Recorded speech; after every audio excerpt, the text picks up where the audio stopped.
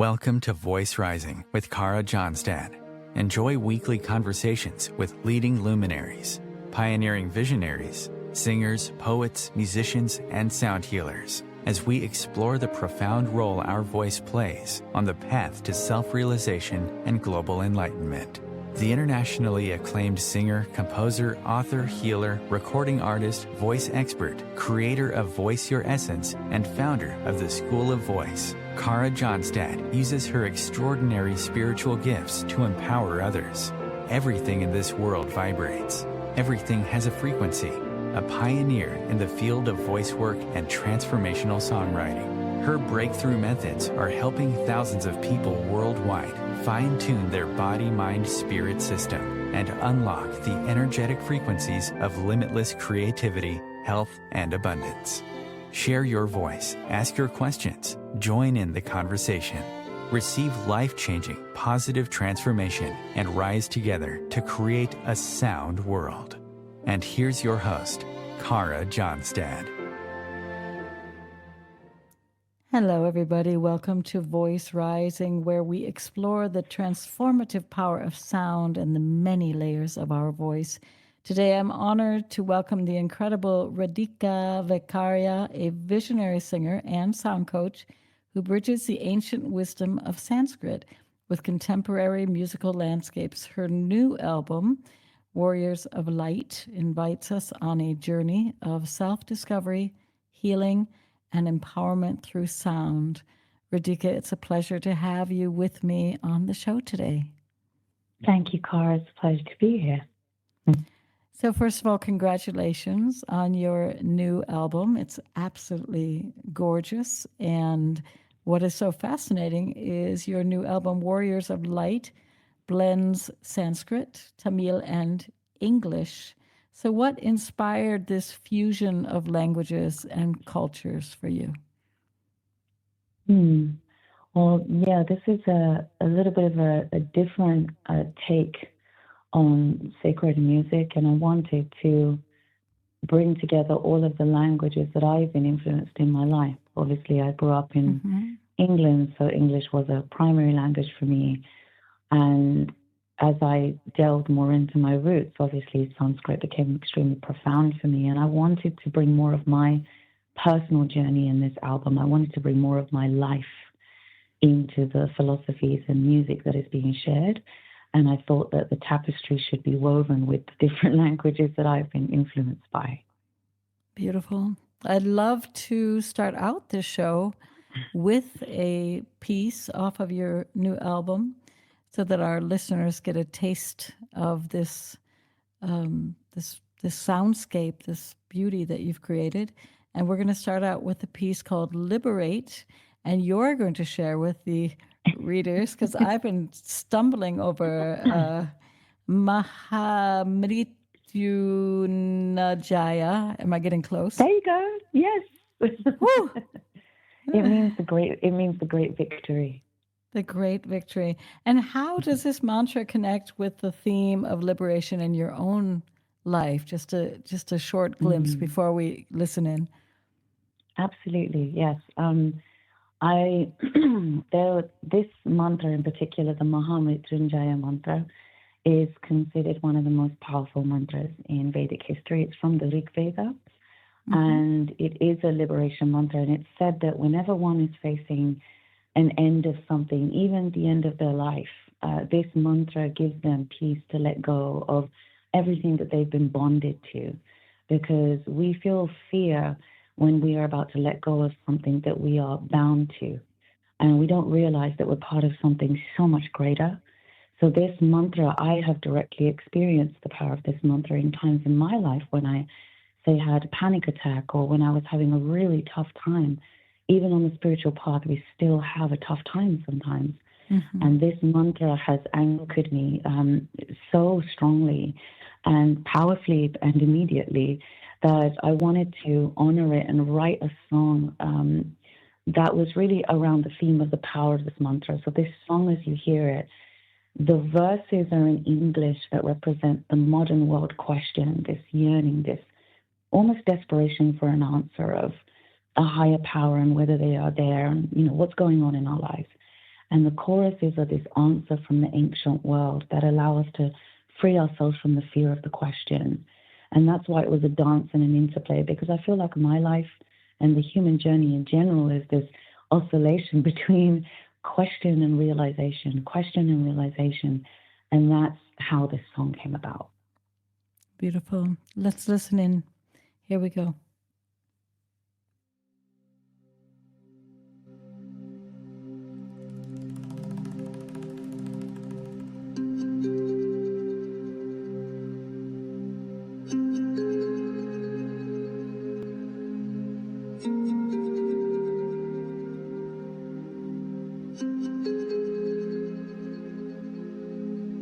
Are you there in the corners of the darkness? Do you hear all the cries amongst a billion souls of fear? Reveal the peace within your being. See me kneel before you now. Liberate all the need within my body. I want to know, because I feel you hear me calling. Let me fall away from underneath my feelings. Let me go to the unknown where we're found.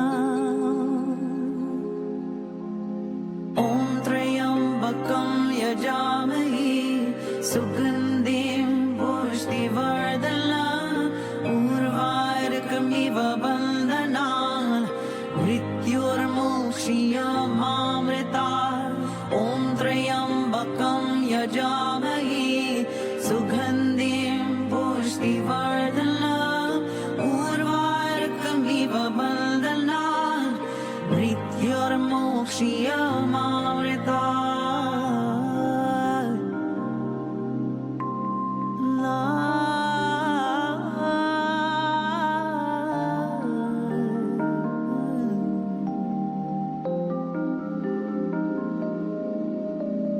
Free the pain, let it wash into the ocean of time and space,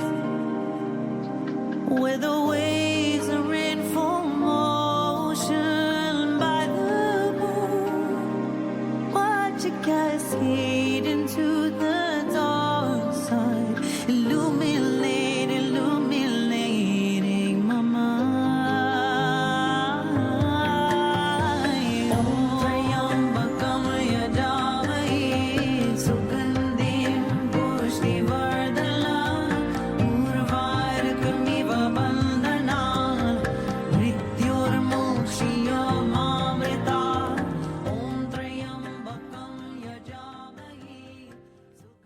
Listening to this beautiful track off of Radhika's album Warriors of Light, and it's entitled Liberate.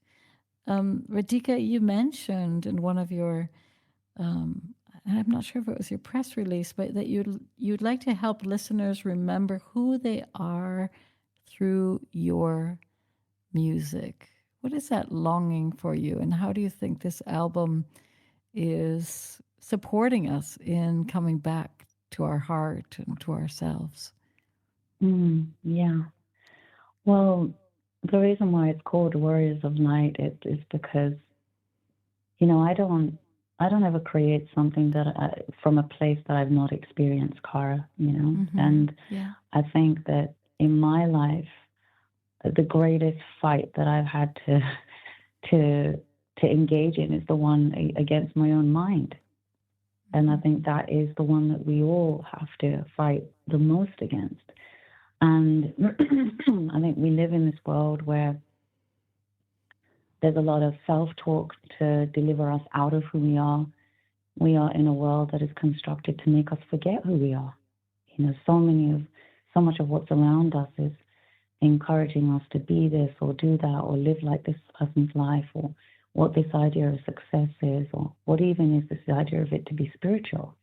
It happens all the time. It's everywhere to distract us from our essence. And so the mind is the place where we can get trapped. And so I've experienced these sounds, and every single piece in this album pertains to an energy or a manifestation that I have had a direct experience with.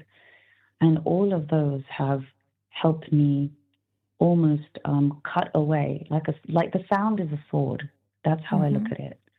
Sound is a sword. Sound is balm, but it's also a sword. And it cuts through the things that don't serve us. And the things that don't serve us are the things that are not aligned with who we truly are. So as we cut away those things, it's revealed who we actually are.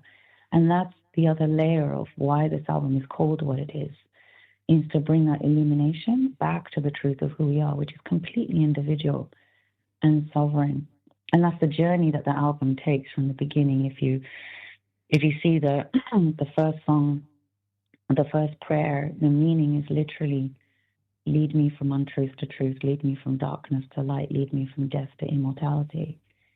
That is a piece of purification prayer that you tend to do at the end of a process. But I wanted to go straight in for the jugular at the start and go, we are all in a bit of a spiritual test at the moment in the world, in the last few years especially. It's built and built and built, and I have not only witnessed it in myself, but in being an observer of humanity and the people around me. I see this as a turning point, and I wanted to start right at that point where people are feeling, pretty squeezed spiritually, emotionally, mentally. And so that's why the album starts at that place of let's go into the fire straight away. Let's be ready to purify something.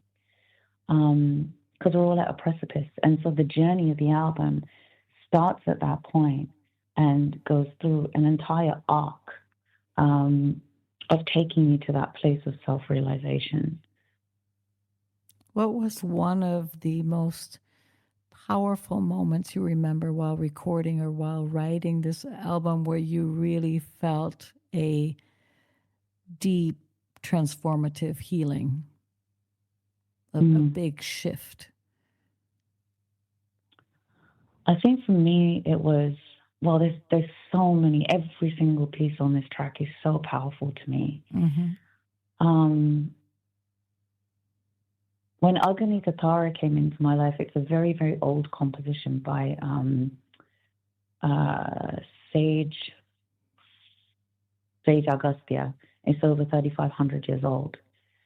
And when I was shown this composition by a friend of mine whose guru used to sing this to her.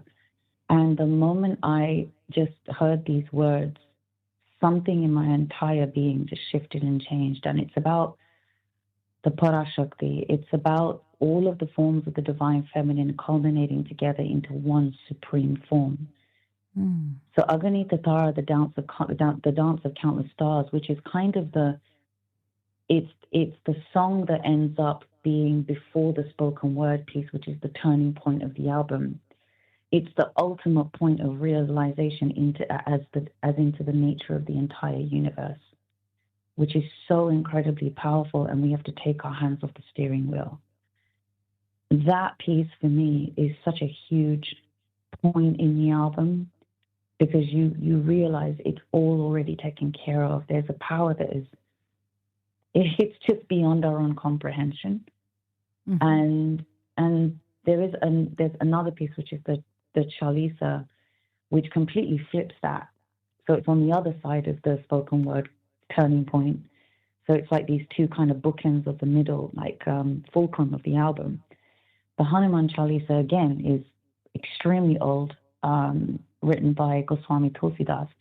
And that is the complete opposite end of this creation, which is that in order to be a warrior and to realize, one must have incredible devotion. And that's Hanuman, which is what makes him the ultimate warrior, is to have that superpower of devotion. So those two in particular, that's why they're kind of anchored in the middle of the album. I would say off the top of my head in this moment today, because it changes every day, but as you asked me this question, those two are the ones that really stick out to me as the most potent at present. in my feeling of the album. But my feeling and experience of this album, it's funny. I might have made this album, but it is still, it's funny. I'm still having realizations of what this album is.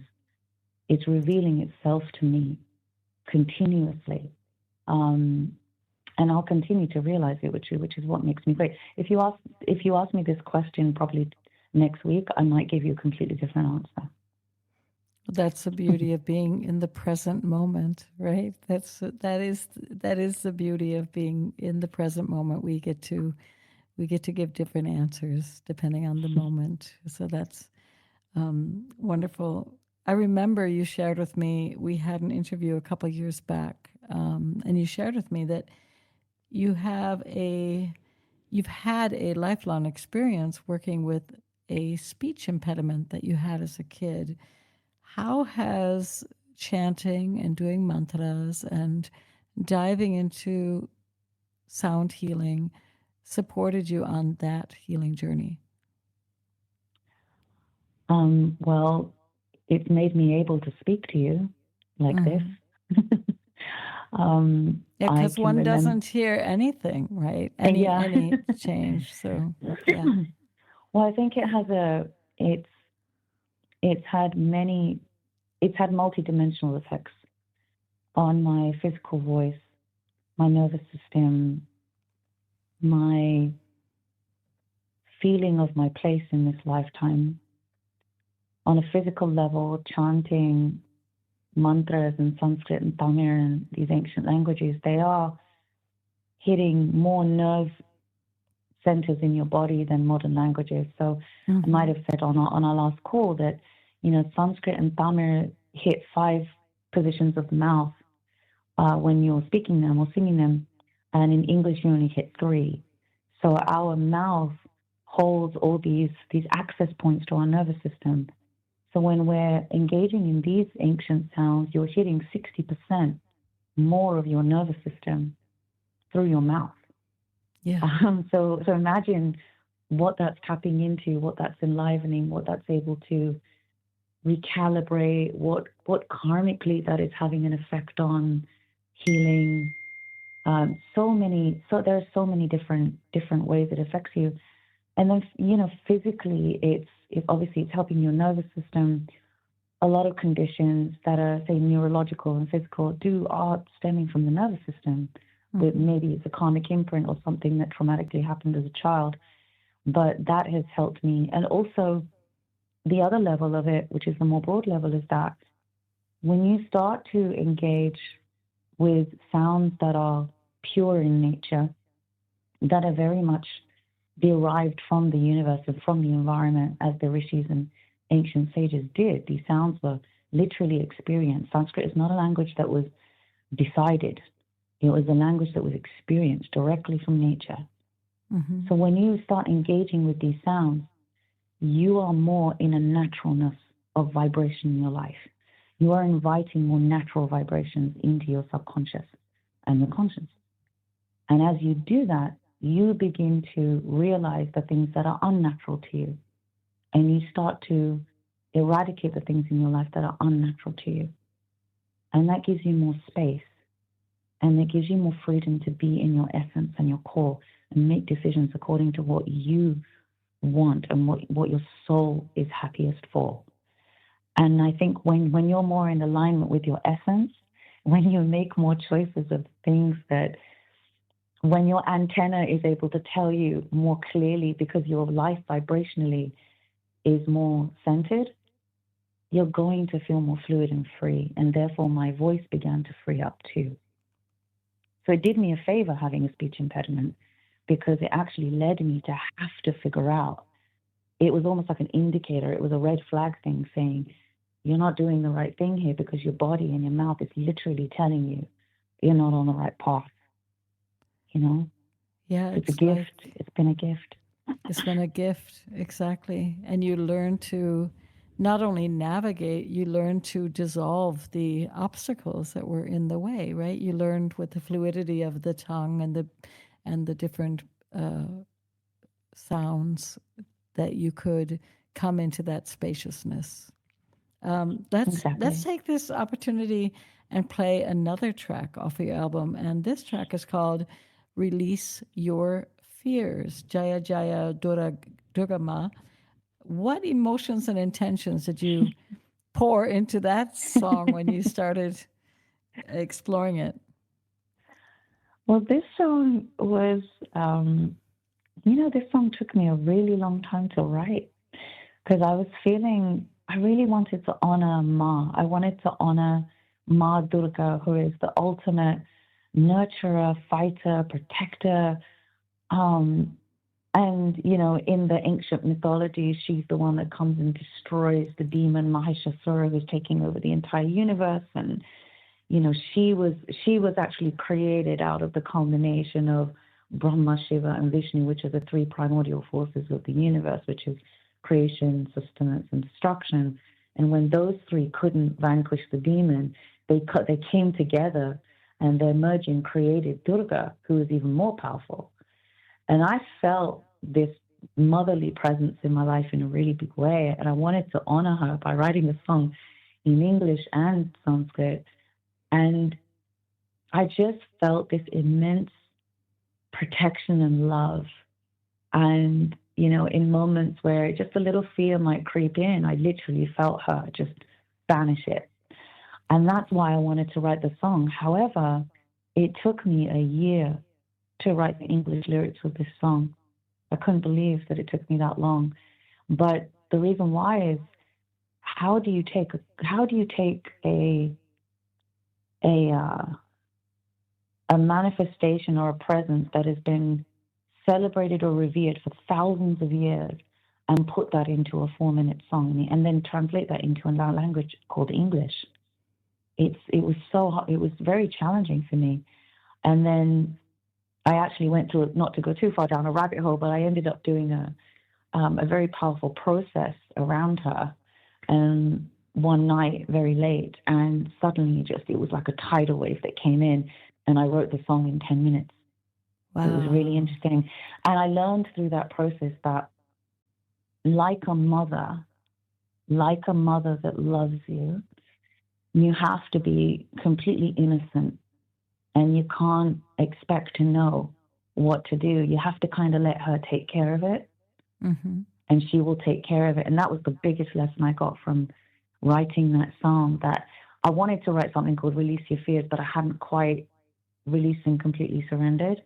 And it was only a year later, when I completely released and surrendered through a process, that I got it. That's when you can actually let these energies do their work and love you. Then the portal opened, and it just came through. Just came through for you.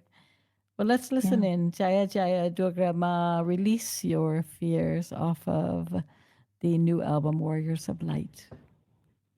Ya Devi Sarva Bhuteshu Shanti Rupena Samstita. Ya Devi Sarva Bhuteshu Shakti Rupena Samstita. Ya Devi Sarva Bhuteshu Matra Rupena Samstita. Ya Devi Sarva Bhuteshu Buddhi Rupena Samstita. Namastasye, Namastasye, Namastasye, Namo Namaha. Ma, tell me how, through the chaos, through the crowd, Ma, sweet and strange, as the skies fall, I hear you whispering, release your fears to me.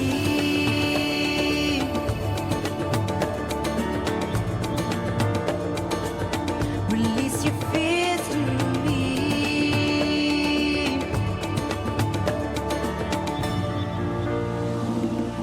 Release your fears to Jaya Jaya Durga Ma. Release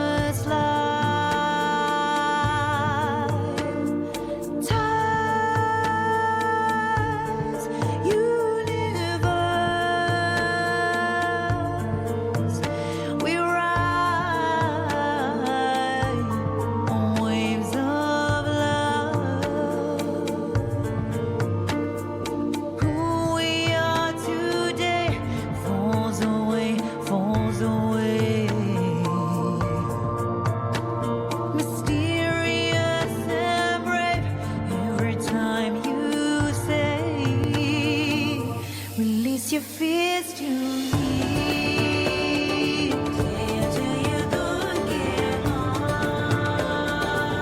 Release your fears to me.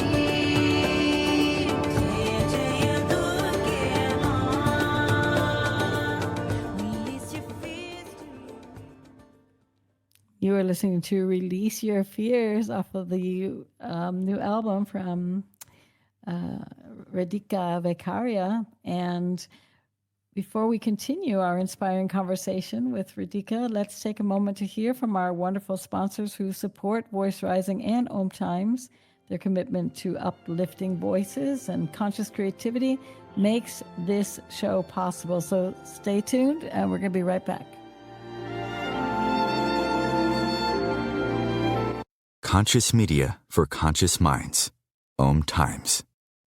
Ascending Hearts is no ordinary dating site, but a spiritual dating site with a purpose, to link you with your soulmate. We engineer the serendipity so you can trust that you will attune with someone that has the same matching vibration as you. Ascending Hearts, the conscious dating site for the spiritually aware. Try Ascending Hearts for free. ascendinghearts.com. With happy clients all over the world, Kara Johnstad knows that your voice is the missing link to more authenticity, abundance, creativity, and health. An internationally acclaimed voice expert, Kara's breakthrough methods have helped thousands of people successfully heal their voice wounds and extinguish the story of self-doubt and shyness forever. Join in group trainings, attend online sessions, schedule one-on-one time, and invite Kara to work with your organization and community. Get started today. Go to www.karajohnstad.com and receive a special guided meditation designed to fine-tune your inner voice and welcome you on the voice journey. This is Kathy Beal, host of Celestial Compass, featuring astrology you can use. Celestial Compass points you to what's going on in the sky and what you can do with it down here on Earth. We also explore fun, effective, and cosmic tools for navigating this adventure we call life. Join me the first and third Monday of the month at 5 p.m. Eastern Time for Celestial Compass. It's enlightening, entertaining, and empowering. Host your show on IOM FM, the radio network of Om Times Media, one of the more recognized brand names in the conscious community, and is backed by the extensive marketing reach of Om Times. Hosting a show on IOM FM immediately connects you with our extensive dedicated community. You came across someone struggling with hunger. How would you recognize them? Would you notice an 8-year-old girl who's not excited for summer break because she may not be having lunch again until September? Or a war veteran who's having a hard time landing a job and getting back on his feet? I am the 1 in 8 Americans who struggle with hunger. I am hunger in America. Hunger can be hard to recognize. Learn why at IamHungerInAmerica.org. Brought to you by Feeding America and the Ad Council. Welcome back to Voice Rising. We are here with the extraordinary Radhika Vekaria, exploring the healing power of sound and her new album, Warriors of Light. And if you are enjoying our conversation, be sure to subscribe to the show on your favorite streaming platforms and stay updated on all our inspiring episodes, because your support helps us amplify these vital voices in our community. So let's dive right back in with magical Radhika. So welcome back, Radhika. Thank you, Kara. So everybody has now gotten a taste of your beautiful, gorgeous voice. You are a songwriter, you're a singer, you're a performer. You most likely are doing a lot of producing and creating your own visions, supported by your music. And you are also a sound coach. So how is that for you? How do you bring your clients closer to really experience their own essence musically and their own sound? Yeah. So really through the processes that I have experienced, which is a unique combination depending on the individual, because every individual is different. So we will use certain mantras that will work with their nervous system, karmically what's going on with them at the time. Also, we will use, traditional techniques from, say, the Indian classical Gharanas. Those are very meditative and spiritually powerful. And really, the modalities are kind of a mix depending on the person, because every person that comes to me with sound coaching, they're looking for something a bit different. Some people are looking for a tool to help them move something in their lives energetically. Some people are just looking to explore just the physicality of their voice. Some people are looking to kind of improve their singing voice. So I work very uniquely with people. That's why I haven't done a lot of large group organized events. I mean, I can do them, but what I really love working on is specifically with the individual.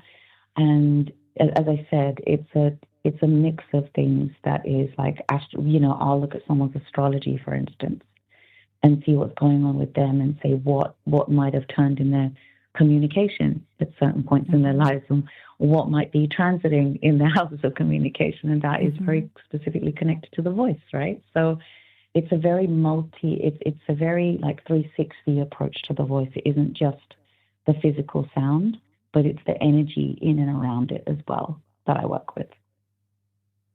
And I think originally yoga was a one-on-one practice with the master. I think that there was not all these, 40 people in a class. It was an individual path where the teacher would sense, like you're doing, which mantra would be good in this moment to support the release or coming into their own sound. What are some common challenges that somebody might come to you with vocally, where they just feel maybe stuck? And they also want to liberate their voice. The most common one that I find is that a lot of people, when they were younger, were told to be quiet. They were told they couldn't sing, and that's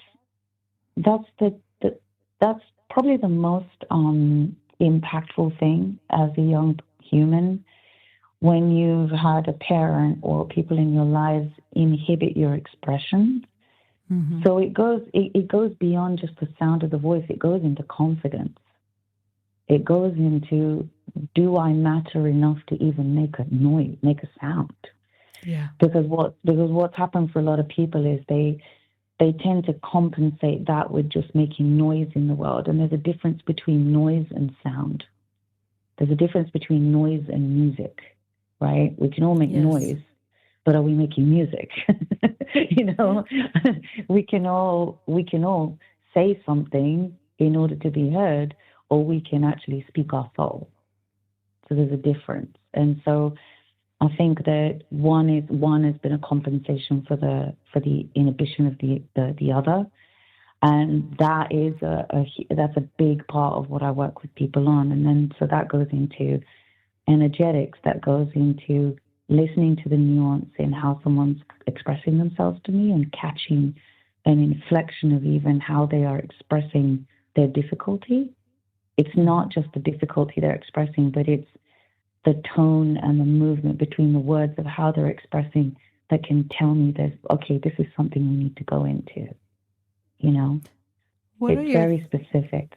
What are your thoughts in the moment? We are in a very big shift, as we know as healers and artists, the power of intent and the alignment with love and our hearts. And yet we have AI that is coming out so fast, creating soundtracks so quickly. And it has, and even wonderful voices that are mathematically not terrible. And yet it's missing the vibration of intention and love cannot be in this music, and yet this music is going to be pouring into cars and shopping malls, and we're going to be absorbing these frequencies into our body. How do you sense that this is going to play itself out? I think it's a very good question. I think it's going to be like everything else that has come in every generation. So if we look at the vinyl world right now, vinyl has had a huge surge in the last few years. Yes. Because people want something that sounds organic and real, right? Mm-hmm. So everything happens in a cycle in life, as you know, you fully know that, right? So I don't have any fear. I think that the more we are saturated with things that sound artificial, we know what's artificial. We know what has a soul and what doesn't. We know that at a human level. And even if we end up listening to something that is soulless, like, say, AI music, after a while, our internal system we just won't feel good, just like we don't feel good being on a phone and scrolling through Instagram, because we're basically observing millions of other people's lives whilst not living our own. That's what doesn't feel good. So after a while, you will naturally begin to feel not so great. and you'll begin to feel, there's something missing. I believe humans are profoundly intelligent at a deep level. We know. We just take different periods of time to realize it. That's all. Some of us can see it coming. Some of us need to experience it for a little bit. Some of us really go quite far. But ultimately, I think the wave of humanity generally moves together in what the general consciousness is realizing. I think AI is an exploration. Human beings are all about pushing frontiers. We're made to do that. But I do feel that the soul speaks more powerfully than anything else. This is why we always go to nature, right? Like, no matter how much technology we have, no matter how many things we do, every single one of us loves to get out and walk in nature. We know we feel good when we do it. Why? Because it's where we came from thousands of years ago, right? Yeah, my sense is also, just like we had the processed food, and suddenly now we're in regenerative gardening and farming, and people are finally making friends with slow food, coming back, like you said, full circle. I sense this also with music. I'm not worried, because I think that people are going to be so thirsty that they're going to want to experience it themselves, what it's like to sing in their body. And they're going to, either explore it themselves with their harmonium or shruti or piano or guitar. And they're going to be so happy to get off the electronics and just come to one of your classes or one of your beautiful concerts and feel what it's like when the human voice, whether it's our own or somebody singing to us or with us, what it feels for that voice to be absorbed by our skin, by our cells, right? To be in resonance with someone. I agree with you. Yeah, I mean, I just had my album launch a few weeks ago in LA, and I invited the whole audience to sing with me, and most of those people had never even they didn't know, they'd never even uttered Sanskrit before. And you could just see the joy on their faces just using their voices. And I also just performed at Harvard, at the Sanders Theatre in Harvard in Boston, for the Sages and Scientists Symposium with Deepak Chopra. And I performed a piece in the Sanders Theatre, and there was such a huge difference between when I met people before my performance and after the performance, and you could just see the shift in them because they had experienced the sound of a human voice resonating and connecting with their own voice. You can just see that shift happen. It's powerful. It is magical. Yeah, it is magical. I think many people take their voice for granted. They don't, like you said, there's a difference between music and noise, and the voice, it connects us back to ourselves, and it connects us like a beautiful tapestry or web to every single other soul. And I don't know what your thoughts are on this, but for me, it's always powerful that we can sing in unison and we can sing in harmony, right? That is just, it's so amazing. You can't really do that painting together on one canvas with different people. It's harder, but a group of people singing in harmony, and then they all come and land together in unison. And yeah, that's a little bit my vision also for the planet. How can we have the diversity and the unity at the same time? I think we find that in music. Well, that, yeah. I love the way you just put that. I've never heard anybody put it that way. That it is unique to sound. That you can be diverse, like harmonies in their nature are diverse from one another. Instrumentation in an orchestra, they're not all playing the same thing. They're playing counter melodies. They're playing different accents. They're playing completely different notes. And yet, when they come together, it's symphony. Yet, when it comes together, it's a harmonic tapestry of voices. Right. That's how unity and diversity works. Exactly. It's not that each diverse voice has to be the only. You've touched on something so profoundly important. I don't think I've ever heard anybody lead into this kind of conversation. But nowadays, there's so much talk of diversity. But what's happening is that each diverse voice wants to be out front. And what you're talking about, what makes beautiful music, is that they're all in delicate balance with each other. No single one is outpowering any other. They sit beautifully and respectfully next to each other, even though they're different. And that's what makes music. Exactly. And musicians know we have things called dissonance, and yet we can embrace that. We can give that space, and then everything leads into resolution. And I always share with my people, musicians are a little bit special because we know that things need to resolve. We are the peacekeepers of this world, because if we have a piece of music that we start on one key and then it goes off and, goes into dissonance and it never comes into resolution, we're really fraught. We're having problems.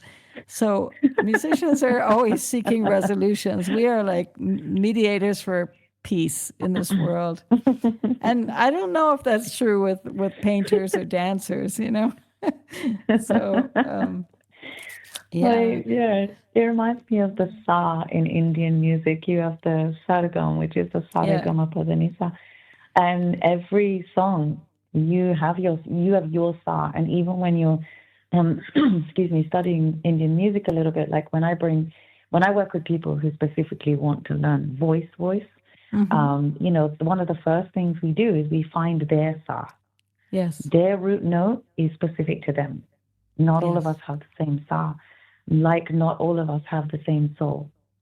Your sa is your soul. And your sa is like when you enter this human body, it's like you're kind of leaving your front door. And one of the greatest teachers ever always said that, you start with your sa, it's like leaving your front door. And you take your journey and you go through your day and you paint your picture and you sing your melody. And then you come back in through your home door, and that's your sa. And essentially that's the journey of life. Your soul is intact. Your sa is intact. That is the essence of who you are through multiple lifetimes. You come into this earth, and from the day you're born to the day that you die, you create the symphony of your life. But you land back at the sa when you drop this body. It's always there. Yeah, you're always returning home, the home tone. You're resolving back to your soul, as you said. And a tone and at one is just a little shift of space. And there you go. That's how it is. Radhika, tell me about your next upcoming projects. You just were out at Harvard or in Boston with Deepak. What else do you have planned for this beautiful album release, or are there any collaborations you are excited about to share with us? Yes, I'm very excited. So what I premiered a very special piece at Harvard. It included Kali from my album, but it's part of a larger experience that we've been working on with a NASA astrophysicist. That's all I'm going to say at the moment. We're bringing the cosmos and this music together. And so that's being worked on. And another project I'm very excited about is with an incredible composer, violinist, orchestrator, Natalie Bonin. She's a Canadian. She lives in LA, and we have created an album together, which is mantra devotional music with orchestra. And we just recorded in London and Vienna this summer, and went to Vienna and recorded at Synchron with a 24-piece string section. And it's always been my dream to bring orchestral arrangements to sacred music, because I grew up playing violin and worked in orchestras and have just a profound love for classical music. And so we will be coming out with our album next year. So it's another iteration of sacred music and compositions from the ancient to the modern, fusing East and West. And so I'm very, very excited about that. And then I have, more performances. I played at Bhakti Fest just recently, and I'm getting booked for a lot more performances. I'll hopefully be in London, India, and more of the East Coast next year. And what would you love for the listeners to take away from this album? If there is a little golden nugget. I mean, I know that's a big question, but yeah. Shall we all become warriors of light? Is that the? I think so. Yeah. Goal? Well, I mean, I tell this story when I told this story at my concert launch, and I think this really is telling of where I am in my creation of this album, what it took for me to make this album, because I got, I went through some pretty tough things in order to realize these gifts, as we all do. We go through tough things in our lives, and they like a pressure applied to you. It reveals a diamond, right? But the diamond was always there. The diamond is always there. Yeah. So, there's a story I tell people at the beginning of my concert, going, look, we come into our mother's belly, and we're kind of cocooned in the belly for 9 months, and we're nourished, and we've got everything we need. We're taken care of, we're warm, we're snuggly. And then we come through and we take this really treacherous journey to come out into this world, and we're writhing, and our little bones are thinking what's going on, and our consciousness is wondering what's happening. And we come out into this world, and the first thing that happens to us is we get slapped. It's the first thing that happens to us, right? Yeah, yeah.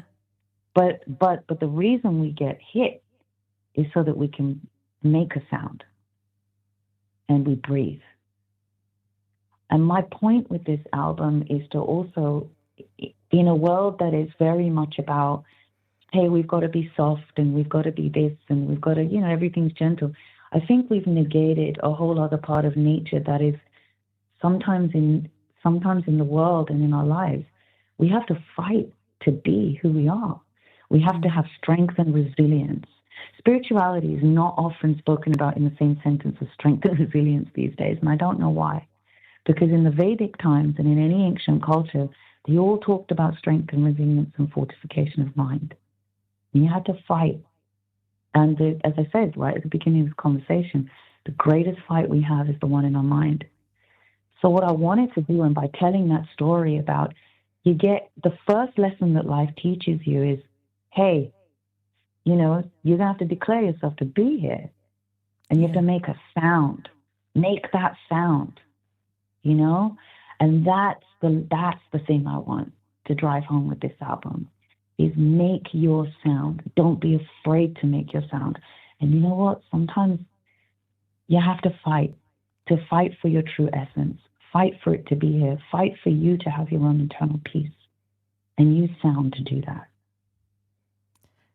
When I was maybe 23, I spent a short time in India, and I remember, because warriors of light, I think, were very nervous sometimes with as a spiritual community, with warriors. What does that mean? And I read a book about Krishna, and Krishna goes into the war, and I was shocked. I was like, how could someone who's enlightened be leading a war? And I remember the answer from my teacher was, if there is war, then there's no better person to lead the war than somebody who is enlightened and who is in harmony and understands what is important. And for me, when I read your title, Warriors of Light, it brought me back to that conflict that I had in my being. I was wearing all white, and America had gone into Iraq, and I was, peace, pacifist, and no one should go to war. And I remember reading this book, Krishna, and if there is war, then we need as many people that are enlightened, that are in their essence, that are meditating to like you said, to be strong, to be resilient, to be kind, to be compassionate, to be loving, because that is also a part of reality on earth. Yes, it is. It is. And I think that's yeah.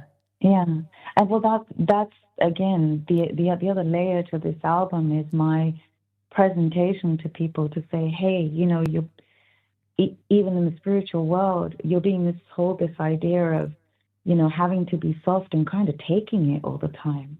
And like the enlightened ones know when there is a time to fight, and what is it they're fighting for ultimately.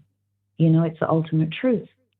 Yes. And you have to. And when Arjun was on that battlefield, on Kurukshetra, in the Bhagavad Gita, and his charioteer is Krishna, and he's saying to Arjun, you have to fight, even though your uncles are on the other side. And poor Arjun, the greatest warrior of all time, is having this conflict.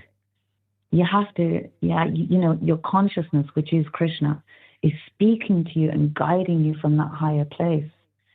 Do not be duped into retreating from the battle that is the ultimate one and worth it for the sake of humanity, for the sake of your soul, and for the sake of everybody's soul who might come across this album or hear these vibrations. That's all I want. And I don't want to ever influence what somebody should be doing in their lives. All I want to do is create music and experiences that allow them, their true selves, to step forward, whatever form that is in. And even if it's counter to what me and any of the opinions and beliefs that I have, it is the right thing for their soul to express itself at a soul level. Gorgeous. And that's really important. Thank you. Thank you for being with us today. I want to wish you all the best for your new album, and thank you for your beautiful insights and the transformative power of work that you do, not only in concerts and producing these projects, but also with people one-on-one. And to our listeners out there, thank you guys for joining us on this journey of self-discovery. And if you resonated with today's episode, just share it with your friends and subscribe to our channels, because it helps us a lot to bring more guests onto the show that are going to talk about the power of vibrational healing and frequency medicine and songs, voice, poetry, writing, the inner voice work, which is meditation. It's this channel that we're walking with in the world, connects us to heaven on earth. So thank you again, Radhika. It's been a pleasure to be with you. Thank you, Kara. Take care. Take care of yourself. It's great to chat to you. Same.